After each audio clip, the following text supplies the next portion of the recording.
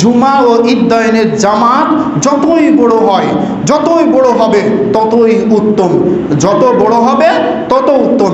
এই সম্পর্কে রাসূল সাল্লাল্লাহু আলাইহি সাল্লাম একটি বাণী বলছেন। আল্লাহ রাসূল সাল্লাল্লাহু আলাইহি সাল্লাম বলছেন, ওয়ামা কাসারু ফাহুয়া আহাব্বু ইলাল্লাহি।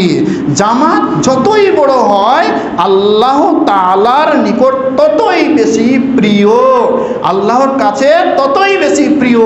যতই বড় জামাত হবে ততই বড় কি আল্লাহর নিকটে প্রিয়। আল্লাহর নবী বলছেন, কিন্তু আমাদের সমাজটা এত উচ্ছৃঙ্খল সমাজ, এত বিশৃঙ্খল সমাজ, এত হিংসা, এত বিদ্বেষ আমাদের ভিতরে কাজ করে। ওর সাথে যদি কোনো রকম হয়, কমিটির একটা কমিটি আছে, সেই কমিটির সাথে যদি কোনো রকম সাধারণ সদস্য হয়, তাহলে না, এই কমিটি আর থাকবো না, এই কমিটি থাকবো না, বেরিয়ে গিয়ে তখন আরেকটা জামাত করছে ঈদগাহে, আরেকটা তখন মসজিদ তৈরি করছে, আরেকটা তখন এই করছে সেই করছে।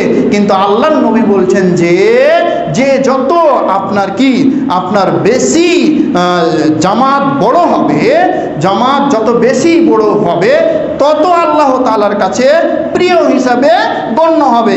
কিন্তু এই হিংসা বিদ্বেষের কারণে একে অপরে হিংসা তৈরি করে এক ভাই অপর ভাইকে আমরা চোখের কানায় দেখতে পারি না, তাকে সহ্যই করতে পারি না, তাকে বরদাস্ত করতেই পারি না।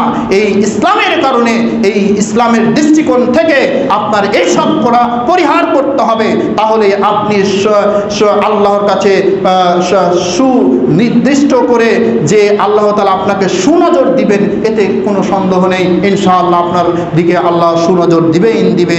আর যদি হিংসা বিদ্বেষ থাকে তাহলে কিন্তু সুনজর পাবেন না। আল্লাহ তাআলা আমাদেরকে তৌফিক দান করুক, আল্লাহুম্মা আমিন।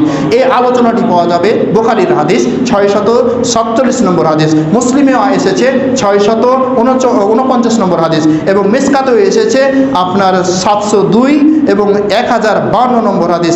এরপরে আবু দাউদে হাদিসটি ধরেছে আপনার 554 নম্বর হাদিস, এবং নাসাইতে হাদিসটি এসেছে 843 নম্বর হাদিস। তাহলে